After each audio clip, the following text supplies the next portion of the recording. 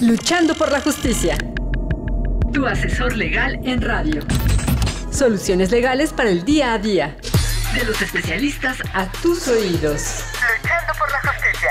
Luchando por la justicia. Hola, ¿qué tal, amigas y amigos de Luchando por la Justicia? Esperando que se encuentren muy bien y que estén teniendo un viernes espectacular. Asimismo, de pedir que sigamos cuidándonos frente a esta crisis sanitaria, que ese va a ser un gran tema para el día de hoy, por cierto, para terminar este mes de octubre que se ha ido rapidísimo. Y pues bueno, nos escuchamos a través del Instituto Mexicano de la Radio, Ciudadana 660, todas las voces, y también a través de diversas plataformas digitales y el podcast del programa, que pueden acceder a él a través de la plataforma oficial del IMER Radio. Y pues bueno, el día de hoy tenemos a un invitado especial, quien es César Alejandro Giles Navarro.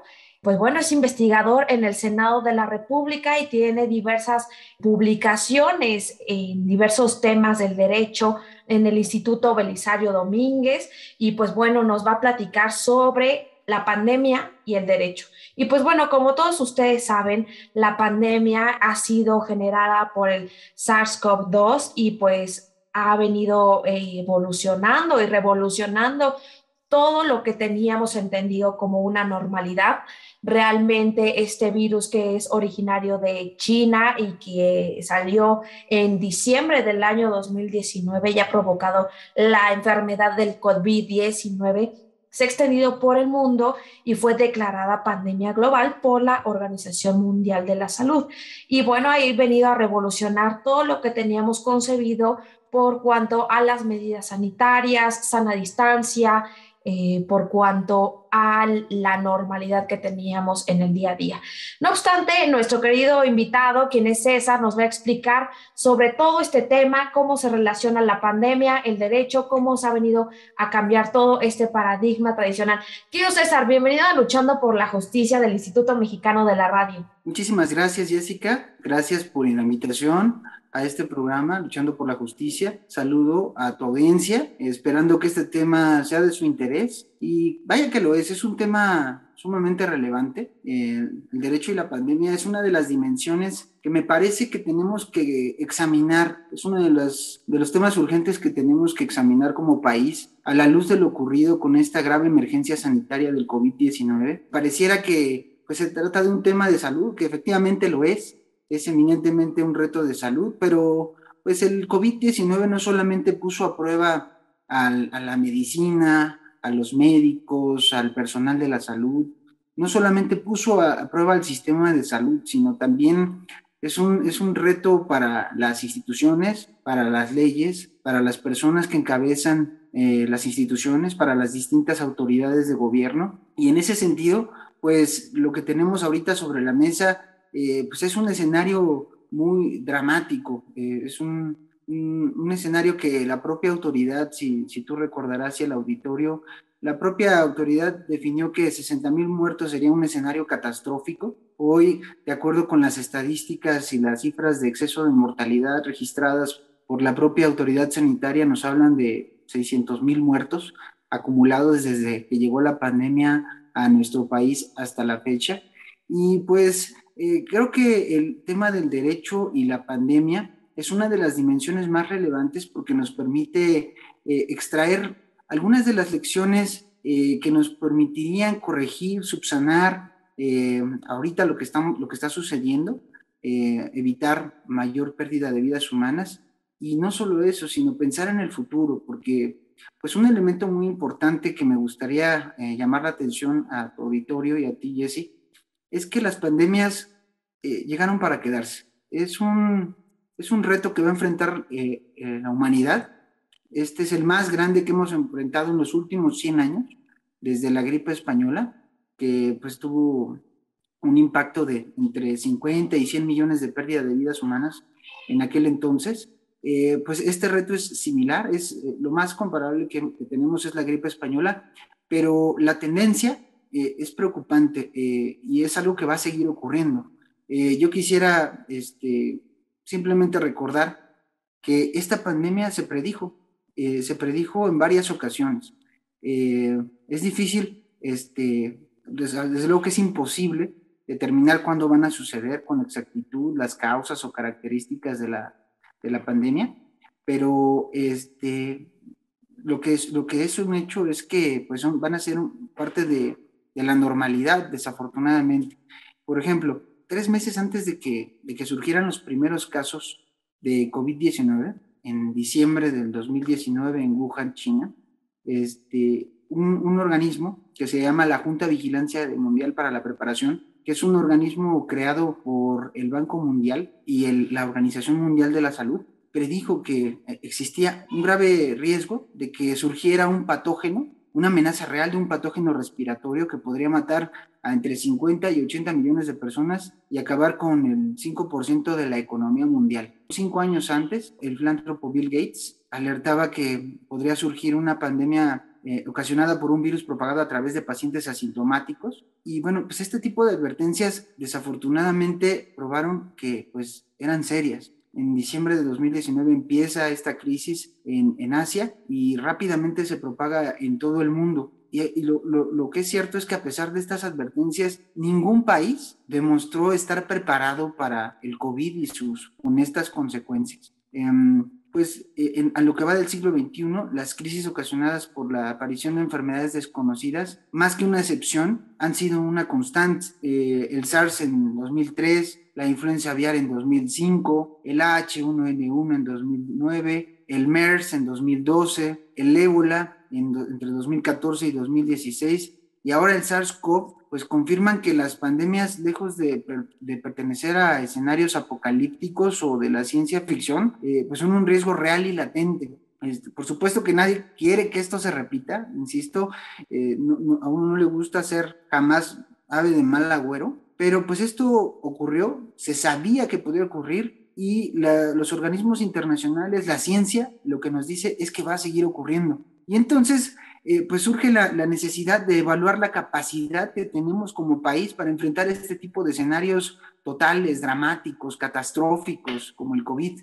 Y pues desde luego atraviesa esto por evaluar la capacidad de nuestros hospitales, de nuestra economía, la resiliencia que tenemos como sociedad, pero pues también, como decía en un principio, a las leyes y las instituciones. Porque pues algo que he observado es que de todas las variables, desde luego que esto falta mucho porque se acabe, vamos de salida, pero todavía no ha acabado, y de lo que yo he visto, pues es que de todas las variables que inciden en la gestión de las emergencias sanitarias, la cuestión jurídica es quizás una de las más determinantes. Los países que han enfrentado mejor al COVID no han sido ni los más ricos, ni los más democráticos, tampoco los de menor población o territorio. Uno pensaría que, bueno, pues como en China son muchísimos, pues ahí va a haber la mayor cantidad de muertos. Y la verdad es que este país, desde hace mucho tiempo, contuvo la pandemia, contuvo la cantidad de muertos. No se comparan, a pesar de tener 1.300 millones de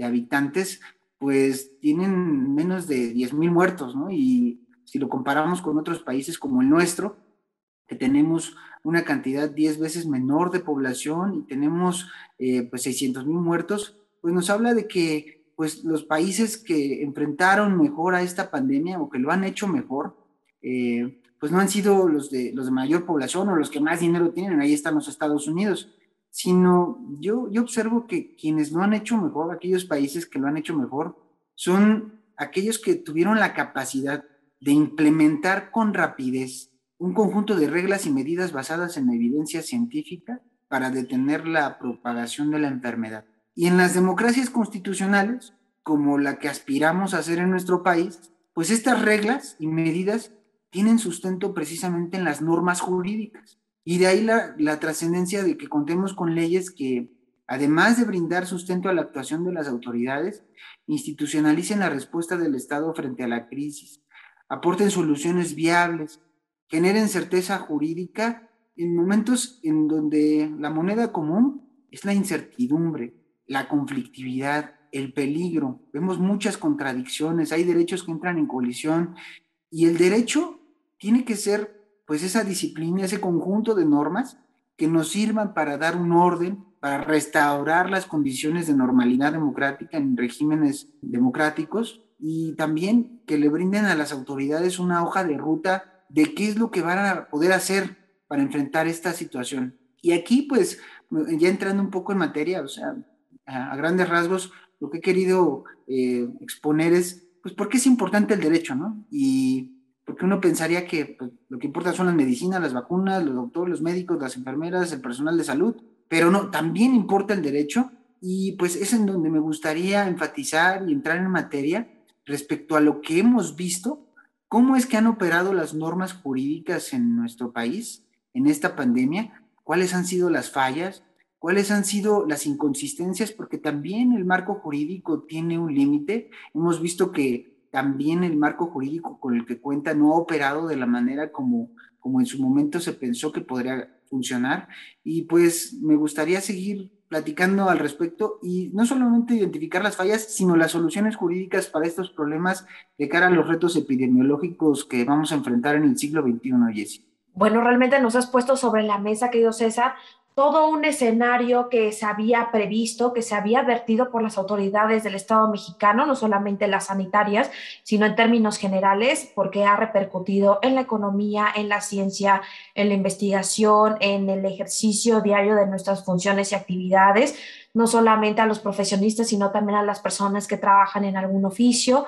y nos ha afectado en todos los sectores: educación, salud, vivienda, entre otros. Pero bien nos has advertido que estos escenarios se veían y se podían prever, si bien no de manera textual, se podría haber hecho más para evitar este golpe tan fuerte y estas repercusiones que ha tenido por parte de las actuaciones que pudieron haber sido más eficaces, pero bueno, realmente así están las cosas actualmente, y como bien nos comenta, todo esto tiene una consecuencia jurídica y que efectivamente va a tener que transformar al derecho a todas sus materias, y cómo es que la norma jurídica por sí misma va a tener que transformarse, y me imagino que va a tener diferentes efectos. Pero bueno, eso lo vamos a ver en la segunda parte de Luchando por la Justicia aquí en el Instituto Mexicano de la Radio. No le cambien.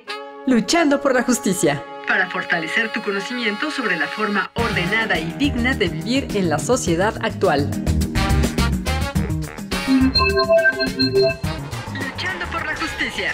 Brinda herramientas educativas para promover la cultura de la legalidad, los derechos humanos y la perspectiva de género.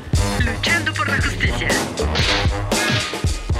Hola, ¿qué tal, amigas y amigos de Luchando por la Justicia? Ya regresamos de una breve pausa y pues bueno, el día de hoy tenemos como invitado especial a César Alejandro Giles Navarro, quien es investigador en el Senado de la República por parte del Instituto Belisario Domínguez, aunado a que tiene diversas colaboraciones para esta institución del Congreso Federal. Y pues bueno, nos está platicando sobre un tema que ha sido muy relevante porque nos encontramos en una pandemia en la cual ya llevamos 2 años con estas medidas sanitarias y de contingencia en materia de salud. No obstante, nos está platicando sobre pandemia y derecho, y en este bloque nos va a platicar sobre estos cambios que se han dado a nivel de derecho derivado de la pandemia, lo cual ha repercutido en las normas jurídicas. Y pues bueno, realmente hay alguna solución que se puede hacer, que se pueden advertir frente a ciertas fallas o problemáticas frente a todo este escenario que estamos advirtiendo. Querido César, ya estamos de vuelta. Muchas gracias, Jessy. Pues mira, entrando un poco en materia sobre cuáles eran los instrumentos jurídicos con los que contaba el Estado mexicano para hacer frente a esta crisis, pues además de los tratados internacionales relativos a la protección del derecho a la salud, el marco constitucional configuraba 2 rutas o 2 escenarios que podría haber echado mano el Estado mexicano para afrontar esta crisis. Por un lado, tenemos el artículo 29, que regula la suspensión de garantías y derechos, que es una figura prevista en el derecho internacional de los derechos humanos que permite al Estado suspender determinados derechos para hacer frente a emergencias que pongan en grave peligro a la sociedad. A mí cuando me preguntan, a ver, ¿qué te imaginas en este caso? Pues es un escenario límite, es un escenario indeseable, por supuesto, y muy peligroso, y desde luego que nadie lo quiere, y porque estamos acostumbrados a que nos digan que los derechos se promueven, se garantizan, se aseguran se impulsan. Nadie nos dice, no es un discurso políticamente correcto que nos van a suspender los derechos, pero es algo que es necesario en casos como los que hemos visto. Cuestiones como, por ejemplo, salir a la calle, cuando uno ejerce su derecho al libre tránsito, pues es un derecho que vemos que puede estar acotado para garantizar nuestra seguridad y de la sociedad. Por ejemplo, si de esta manera se asegura que el virus va a detener o a alentar su propagación. Otro ejemplo es la vacunación. Por ejemplo, mucha gente no se quiere vacunar y hemos visto este dilema en países europeos, hemos visto el debate también en nuestro país. ¿Qué va a pasar cuando una persona no se quiera vacunar? Si al hacerlo pone en riesgo la vida de otras personas en un contexto de pandemia. Pues este artículo 29 de la Constitución pues significa una herramienta, una posibilidad que abre la Constitución para que el presidente de la República le pida permiso al Congreso de la Unión a través de esta figura y a través de un decreto se establezcan cuáles son los derechos que se van a poder suspender de manera temporal y sujetos al control constitucional de la Suprema Corte para poder superar rápidamente esta situación. Este escenario pues lo supone esta pandemia, pero también perturbaciones graves a la paz social. Algunos, por ejemplo, también mencionaban que el combate al narcotráfico, a la delincuencia organizada y particularmente la intervención del ejército podría haberse realizado a través de esta figura. Y precisamente por estos debates tan polémicos es que el artículo 29 no tiene una reglamentación desde el 2011, que se encuentra pendiente el Congreso de expedirse la legislación secundaria del 29 constitucional, porque se ha empantanado un poco la discusión respecto a las posibilidades de restringir derechos o utilizar al ejército para labores de seguridad. Entonces esa ley no la tenemos. Pero tenemos otra figura constitucional que parecía ser la más óptima para hacer frente a esta situación, que es el artículo 73 constitucional en la fracción 16, establece las facultades de las autoridades sanitarias para casos de epidemias graves. Este es un caso, pues este es un supuesto, un mecanismo constitucional que nos distingue a nivel internacional respecto a cuáles son las autoridades que pueden actuar. Y la Constitución en estas bases prevé dos autoridades, el Consejo de Salubridad General y la Autoridad Sanitaria, que es la Secretaría de Salud. ¿Qué son estas dos figuras? Bueno, pues la Secretaría de Salud sabemos que es la dependencia del ramo del Ejecutivo Federal que se encarga de organizar al Sistema Nacional de Salud. Pero ¿qué es el Consejo de Salubridad General? Pues esta figura es un organismo colegiado que está encabezado por el presidente de la República y se concibió como un órgano colegiado de especialistas médicos, científicos.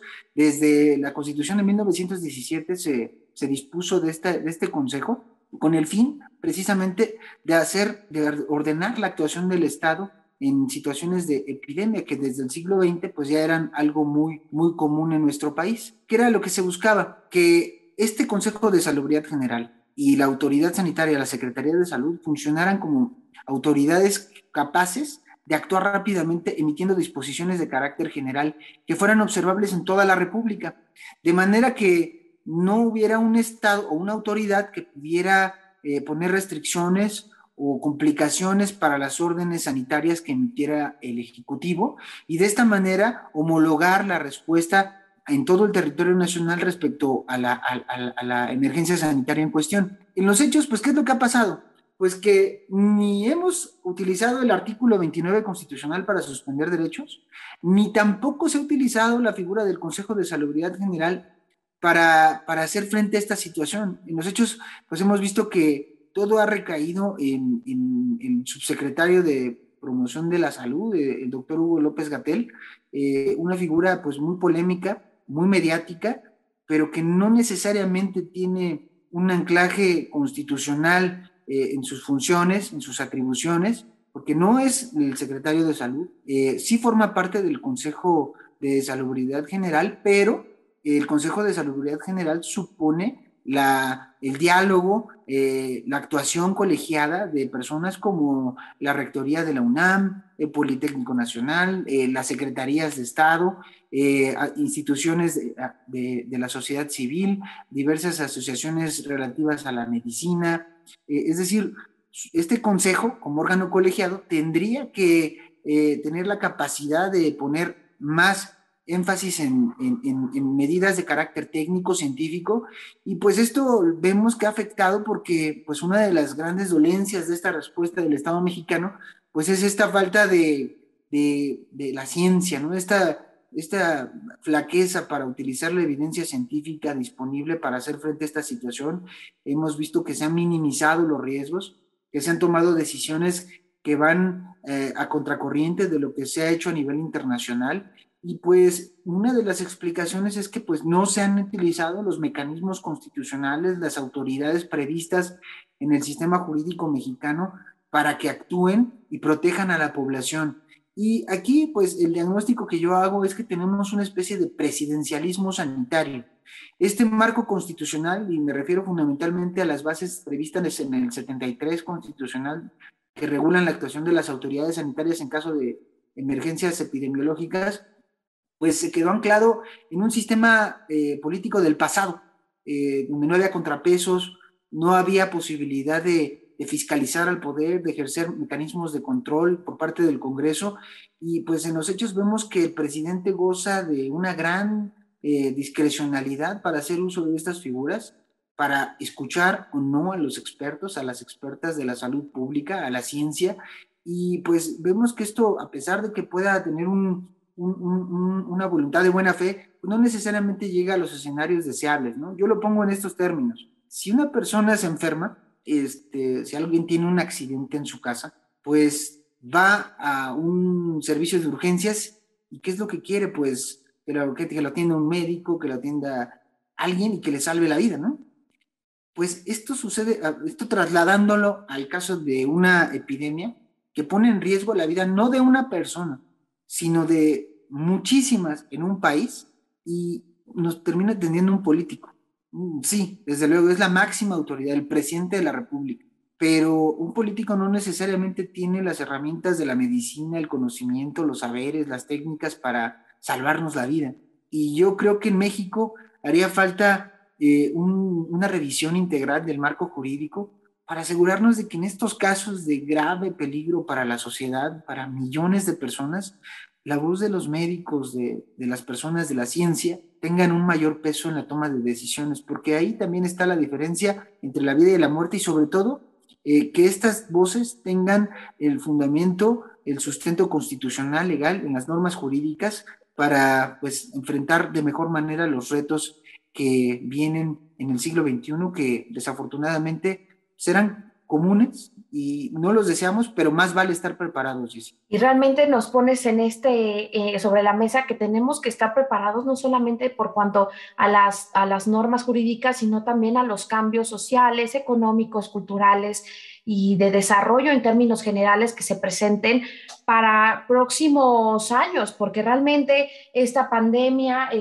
al parecer vino para quedarse, y los mecanismos que tenemos que adoptar no solamente deben ser en cuanto a medidas sanitarias. Me parece que, como bien lo indicas, tenemos que transitar a un modelo en el cual podamos adaptarnos a nuestra nueva normalidad, a nuestras capacidades como país en conjunto, y que realmente se pueda ir regulando y avanzando, no solamente para fincar responsabilidad a quien corresponda, sino también para ir avanzando en el mejoramiento de las mismas, para que en colectivo podamos salir beneficiados, o en dado caso no ser tan golpeados como esta crisis sanitaria que nos ha demostrado que los escenarios previstos fueron más y han sido, y al momento siguen siendo más fuertes que lo que se tenía planeado, ¿no? Pero bueno, se nos está acabando el tiempo, querido César, y quería pedirte que nos des tus redes sociales o cómo te podemos contactar para la audiencia que tenga dudas sobre este tema. Claro que sí, Jessy. Pues mira, antes que nada me gustaría invitar a tu audiencia a conocer los productos de investigación que publicamos en el Instituto Belisario Domínguez del Senado, en la página de internet www.ibd.senado.gov.mx. Tenemos también un cúmulo de investigaciones relativas al COVID, a su impacto en México, pero también muchísimos productos relativos a la agenda legislativa, a los temas de coyuntura, y pues, invito a tu audiencia a que conozca esta página, a que nos lea, que contribuyamos de esta manera a enriquecer el debate nacional. En mi cuenta de Twitter soy César-Giles, y pues también Mi correo electrónico es cesar-giles-navarro@hotmail.com, para quien guste ponerse en contacto con un servidor. Y pues nada más agradecerte, Jessica, por la oportunidad que me has brindado de este espacio y a invitar a las personas, a tu audiencia, a participar en este tipo de debates jurídicos que, más allá de las implicaciones que tienen en las normas, pues nos afectan todos los días, y vemos que tenemos una posibilidad de incidir en estas decisiones a través de la formulación de opiniones que siempre debe contar con la mayor cantidad de información posible. Y pues a esto abona muchísimo tu programa. Yo te lo agradezco que me hayas tenido aquí. Muchas gracias a ti, querido César, por compartir en este espacio radiofónico todo lo que realmente has advertido que ha cambiado derivado de la crisis sanitaria, y que bueno, las pandemias podrán ser de diferentes tipos, pero al final van a estar vigentes y van a estar cambiando de forma, pero van a subsistir. Y pues bueno, ahí tenemos toda la información, ya nos proporcionaste tus medios de contacto, también nos has invitado a consultar las notas legislativas que emite el Instituto Belisario Domínguez del Senado de la República. Y pues bueno, esto fue todo por Luchando por la Justicia del Instituto Mexicano de la Radio. Nos escuchamos el próximo viernes en punto de las 12 horas. Que tengan un excelente fin de semana. Yo soy Jessica Torres. Adiós. Ante el desafío que planteó la crisis por COVID-19 en el sector educativo nacional, la SEP destacó la importancia de la participación de maestras y maestros y su gran vocación para hacer llegar durante esta pandemia el conocimiento a las niñas, niños, adolescentes y jóvenes del país, aunado a la importancia de fortalecer las áreas de ciencia, tecnología, ingeniería y matemáticas. Luchando por la Justicia promueve el pensamiento de respeto a los derechos humanos y que las diferencias individuales no sean argumento para justificar la desigualdad, el maltrato o la discriminación. Luchando por la justicia. Luchando por la justicia.